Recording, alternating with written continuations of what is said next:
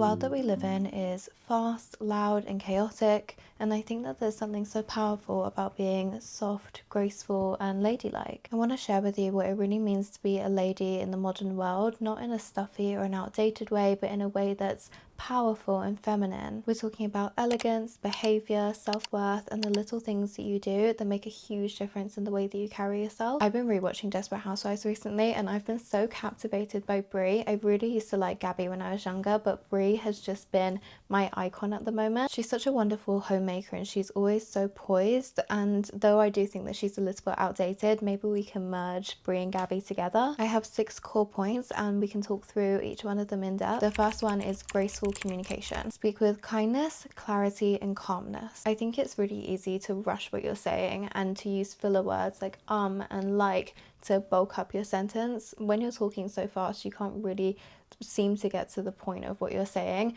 whereas if you speak intentionally and you're calm when you're speaking, you can get to your point without having to use those filler words. People tend to use filler words as a way to just fill in a gap. That's what they're for. They're filler words. So you might say this and that, but it's easier to just take a gap and pause. If you need to pause and gather your thoughts, it makes more sense and it sounds a bit better when you're speaking. Slow down when you're speaking. Listen to what you're saying and make sure your words are intentional. Just so you're not scrambling to put together a sentence, it's going to appear in a way that you know what you're speaking about, and it makes you seem a lot more confident in what you're saying. Speaking kindly is very key, and it's something that I love to do. I think I spoke about it in my last video that I always speak to my boyfriend with kindness, but I also do it with everyone. And I just think, how do I like to be spoken to? I'm somebody that works better when I'm spoken to in a kind way, so I would like someone else to feel like that too when I'm speaking to them. If someone speaks kindly to me, I feel calmer, I feel more at ease, I feel like they're actually listening to what I'm saying,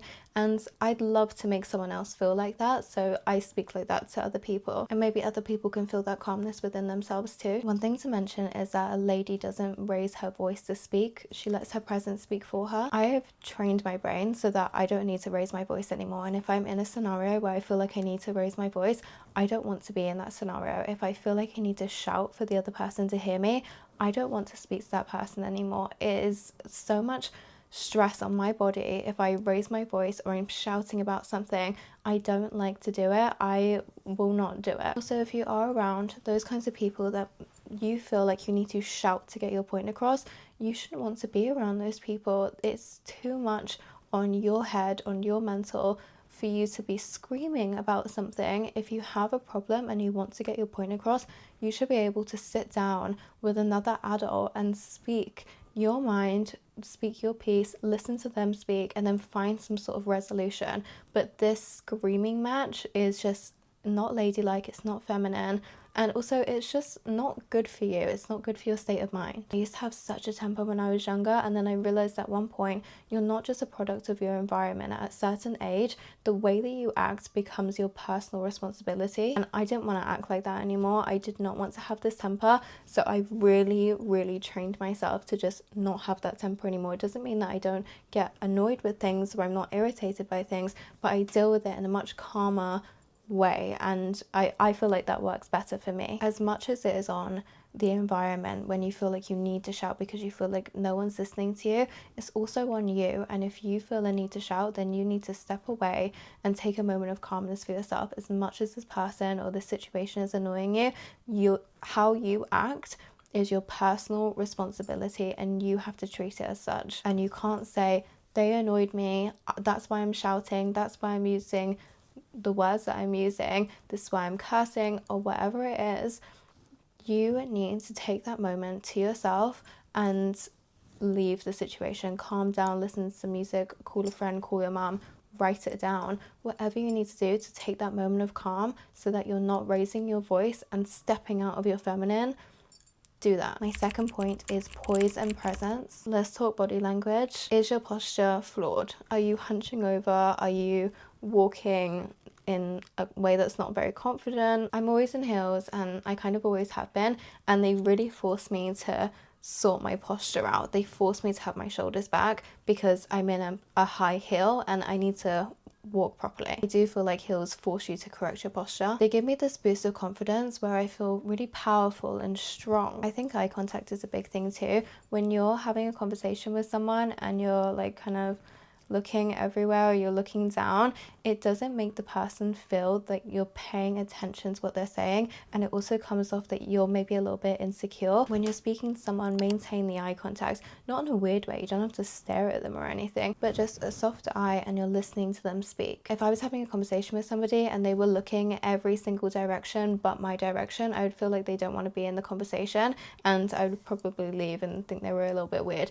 So when you're having a conversation with somebody, maintain that eye contact and let the other person know that you respect what they're saying and you value that they're telling you this thing. There is elegance in movement. We're not rushing around, forgetting this, leaving this here, running to this. We're slow. We're intentional. There's nothing wrong about being slow or walking slowly. It's just about enjoying your time, even if you're just by yourself and you're, I don't know, going shopping. We're not in a rush. We're just spending time with ourselves. We're calm, we're slow, we do things intentionally. Are we leaving the house? Yes. Okay. Is our bag packed? Do we have everything that we need? Have we got our perfume on? Do we have our jewelry on? Do we have our lip liner with us? Yes, check, check, check. Okay, great. Now we can leave. We're not going to run out of the door and then realize that we've forgotten our lipstick and have to run back or be stressed the whole day because we're already out and we don't have lipstick. Everything is intentional. I have to talk about this because I've seen it a good few times recently when I've been on the tube or the train or something. Please cross your legs when you sit down. When you're sat, your legs are always crossed. One leg over the other, just sit like that. Or you can tuck your ankles and move your legs to one side. That's also fine. But I have seen women in skirts and dresses sitting like this with their legs like this and their legs are open. Please don't do that. It's not ladylike, it's not feminine, and it's borderline vulgar. My third is thoughtful dressing. What makes you happy? Color makes me happy, prints make me happy. I love a dress, I love a skirt, things that make me feel happy and whimsical and girly and cute. That's how I like to feel. So I dress like that because those are the things that make me the happiest. You can dress however you'd like to dress. It's not about cosplaying this feminine woman. It's about doing things that make you as a woman really happy. I like the dress that I have on today. I got it for £7 yesterday at H&M. No one would know because it's really cute and I'm wearing it well. I've got little heels on. I know I'm at home. I have little heels on. I had a cute bag that I paired with it and I have my jewelry, my hair's done, my makeup's done. I like how this looks. It doesn't matter about the price. It doesn't matter about labels. It's about things that make you feel good and you feel happy wearing them. However, what I will say is don't look frumpy. Make sure you look polished as much as you can. Iron your clothes, take them to a tailor, make sure everything fits you right, and don't focus too much on trendy pieces. Get things that you think are timeless and that will last you for years. If you have to spend a little bit more money, save up and get this thing that you want, and you know it will be a great addition to your wardrobe and you'll wear it for years to come and it's a special piece to you. I also love elevated basics. I think that this dress is a perfect example of an elevated basic. This is a really nice material. I like the collar. It's a little mini dress which I don't usually wear, but I feel very pretty in it, and this is just a little basic dress for me and I feel really happy and pretty in what I'm wearing right now, so that's good enough for me. I decided the other day that I'm going to try and not wear black so much. My hair is black. I always have black eyeliner on. I don't want to look so dark, and I do feel better in lighter colours or in colourful pieces. So those are the things that I'm leaning towards more of now, but it's solely based on how I feel wearing them. Not because I think butter yellow is a trend right now, I have to get something butter yellow, but because yellow makes me happy. So I'm going to buy a little yellow dress if I fancy one, or a pink dress, or something floral, something cute. I found a bunch of websites that do really beautiful dresses. If you want the links to them, DM me and I'll send them to you because I just think they're great. It's not sponsored, but I just really like them. I love, love, love adding a little whimsical element to my outfits, whether it's a cute bag charm or a silk scarf, just something like that. Or I have a Sunny Angel that I put on my laptop and she makes me so happy. Or I have a bunch of Labubus. Wait, let me show you my newest one. How adorable is she? Oh my god, she's a little princess. My boyfriend got her for me and he said if Labubu was going to make something based off of you, then this would be it. And he was so right, because she's so cute and princessy and she's pink and girly and it just suits me so well. But she's really cute. I named her Princess. But things like that make me so happy.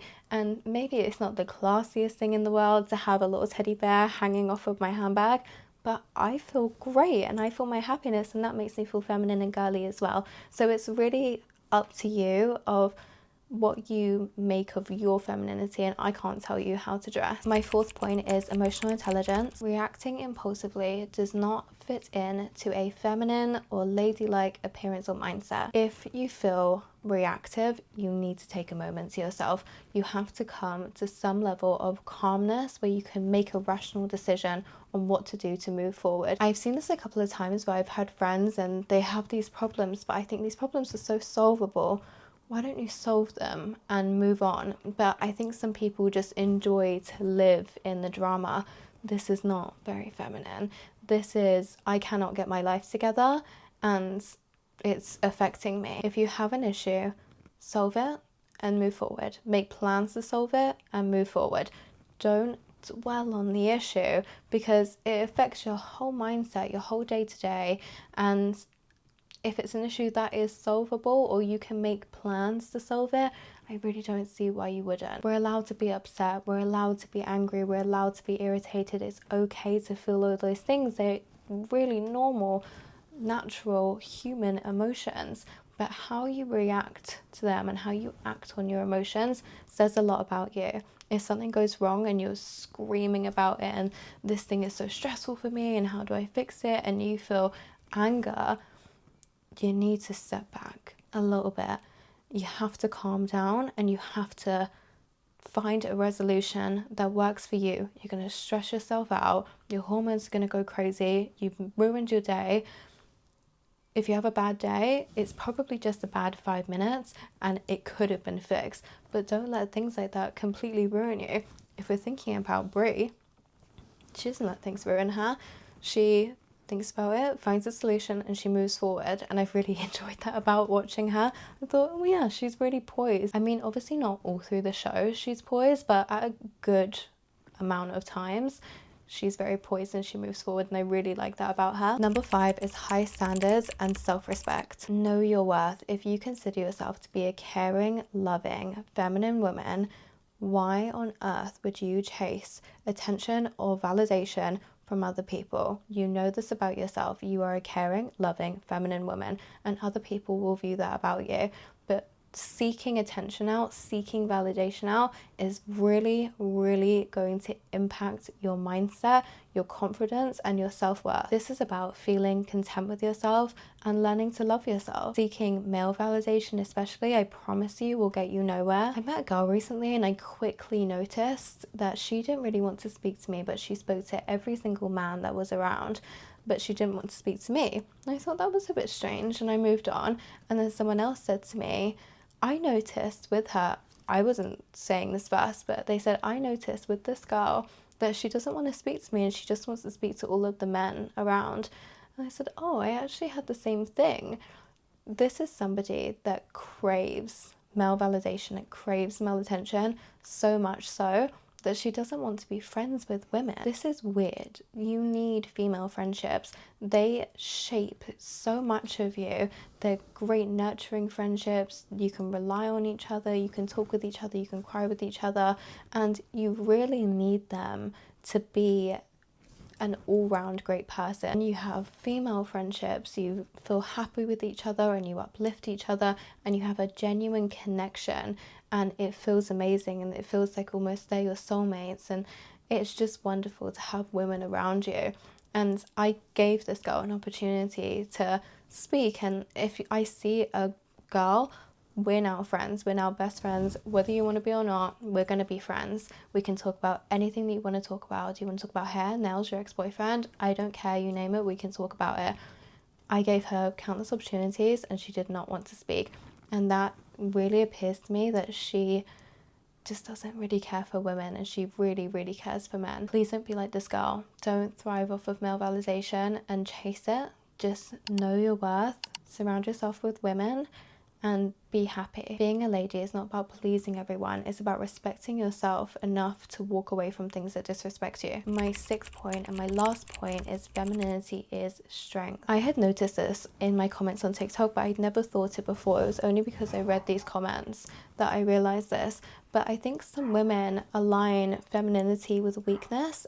I have asked in my broadcast channel on Instagram why people think that this is, and I had 1,000,001 responses back, and I really appreciated each one because I just didn't really know what the situation was or why people would think that. I want to be really clear that being feminine, being in your feminine energy, allows you to reclaim softness as power. It allows you to calmly rationalize things and to hold yourself with confidence and to respect yourself as a woman. I have a beautiful friend and she is so strong-willed. I have so much respect for her as a woman. She is incredible at setting boundaries with no movement on them. She's firm on her values, and I think that she's a wonderful example of feminine strength. Being a lady in 2025 is about owning your softness, your elegance, your grace. It's not about being perfect, because perfect doesn't exist and everyone's going to have a different version of what perfect means to them. It's about presence. As always, I hope you're having a wonderful day. You've had a wonderful day, you're about to have a wonderful day.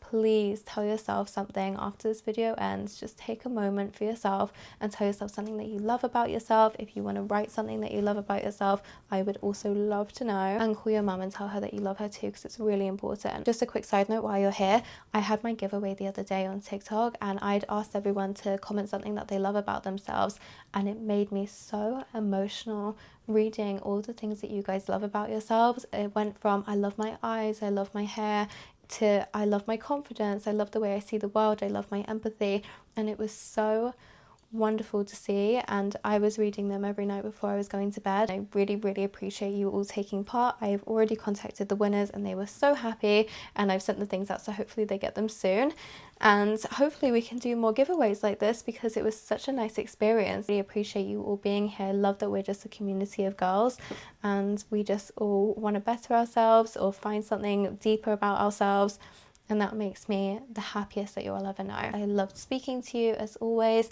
and I will see you next week. And in the meantime, you can follow me on TikTok. I post stuff like this all the time, so hopefully we can communicate on a different platform as well. But I love you. I hope you have a great day. Bye.